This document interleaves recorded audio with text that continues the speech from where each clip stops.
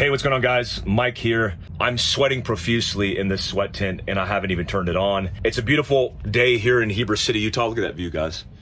Forget that dead tree right there. The goats did that. It's a beautiful day here right now and it's 100 degrees in the sweat tent without the oven cooking me out. People have asked about cold therapy versus hot therapy and the benefits. We specialize in that in our blocks of resilience. Brian Peters is the subject matter expert we bring in. I'm certainly no expert, but I understand the benefits. I've been doing it since I was in the military, both cold and hot in different ways. But there is a protocol, there's recommendations. What I want to do is go over the tent, some pros and cons, and talk about cold and hot therapy a little bit.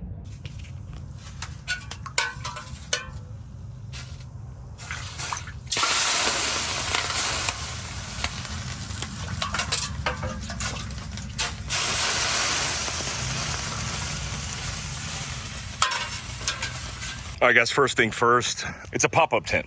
I mean, let's not overcomplicate it. It's nearly like the Overlandish tent where you pull, where this collapses in to break it down and this pulls and pops it. So real easy to set up. It does have zip-in entry and exit. It does have these vinyl little windows so you can see. You could put it down on the ground, peg it on the ground. Really easy to set up. The only thing I don't like about this setup is this is obviously the stove, how you get it hot. Right here, they had a roll up and they had a little lanyard, like a piece of bungee to be able to hold this roll up that flopped over here. And that burned really fast. I mean, just the proximity and heat to this melted it. Once it melted, it came apart. The center point is what's holding it together. So the outer part burned and then it broke apart and then melted the whole thing.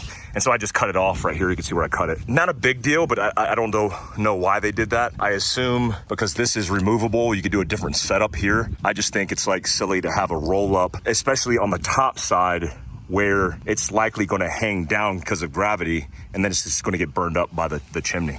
It has air vents, both top and the bottom. Real simple setup. Took me about 3 minutes to set it up. That's the advantage, right? Because you could set it up and take it anywhere on the go that you want. Had this bench, I'm picky about these certain little kind of amenities. All the stuff that's offered with it is super high quality. Like this is a real nice bench, real comfortable. It's curved. It's gonna last a long time. This water bucket for the sauna rocks, the lava rocks, pretty high quality. It's not cheap. So far, so good. Now, this is what you'll likely see inside of a tent in the middle of Montana during an elk hunt. It's just a bigger version of this. My buddy Aaron Snyder over at Kafaru has these and they're great. This is really simple. It's a wood burning stove essentially, and it comes with this little basket right here, and then you have sauna rocks. So if you want to get the steam going and increase the temperature, it's nearly 100 degrees and we haven't even started this thing yet. If you want to increase the temperature, you dump it on this, and this is going to give you the steam that's necessary to increase the temperature. Real high quality. It breaks down really easy. These legs fold to keep it off the ground. I put it on dirt, obviously. I don't want it in the grass. And it's wood. The wood stacks up. Now they advertise these logs, which is what you'll see at a local gas station here in the mountains. It fits these logs perfectly like this.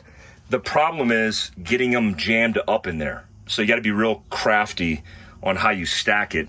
I usually start out with just a few, and that's enough to get it going. Real easy. I mean, I'm just gonna start this right here.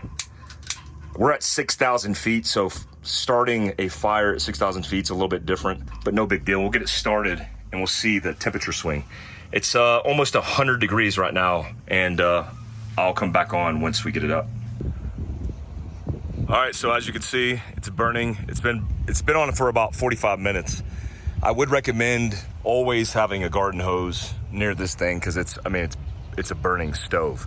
All right, guys, I got it set up right now. It's getting hot. It's about 150 right now. I wanted to get about 180. I follow all of Andrew Huberman's protocols. If you go on his website, he's got protocols for HGH or human growth hormone, reducing cortisol, all the tactics and techniques on his website.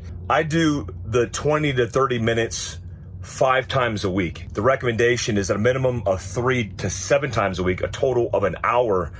But I get 20 to 30 minutes. I try to achieve 5 times a week. That's between 180 degrees to 210 degrees. The problem with most of these things, especially infrared saunas, they don't get hot enough. And I mean, in the summertime, you're going to get the benefit of the extra heat, the UV light and the heat, especially at 6,000 feet where I'm at. But it's easy to set this thing up. And it's not as difficult as a lot of people think. The worst part is waiting for the fire to stoke, the wood to get hot, and to build up the temperature inside. But that's what the water's for. That's what the hot sauna rocks are for. I could probably increase the temperature 10, 15 degrees just by dumping water on it, which I'll do. I won't do it right now because of the phone. Also, remember, this stuff benefits your health in reducing the stress hormone cortisol. It also gives you a euphoric feeling and activates those endorphins. And when you get out, you feel great. You know, I go straight from here. I just did a workout, went straight into here, and then I'll go straight into a cold shower. And that's a good protocol to end off my day. This is about midday for me. Also, I think I heard Huberman talk about this last podcast with Rogan, where he said, you know, this is something you want to do in the latter part of the day because the heating up of the temperature decreases your core body temperature, which activates all these mechanisms to help you sleep. I think I'm getting that right. Anyways, it's better to do this later in the day than it is earlier in the day as a protocol. And I do cold plunge in the morning. I actually don't do cold plunge often because I got to get the bags of ice and all the stuff. I want to get one of those systems. Andy Frisella let me know about his system. He said it's great. I do cold showers, and having a well at 6,000 feet in the middle of Heber City where there's still snow on the ground is perfect. But as it warms up, I'll have to do artificial ice in the bath to get it cold enough. I think about 41 degrees is optimal. And there's guys who go down all the way to 36 degrees. I'm sweating bullets. I just wanted to show you guys the quick walk around. I actually turned the camera around and show you the system as it's going. I appreciate you guys tuning in. Until next time, peace out.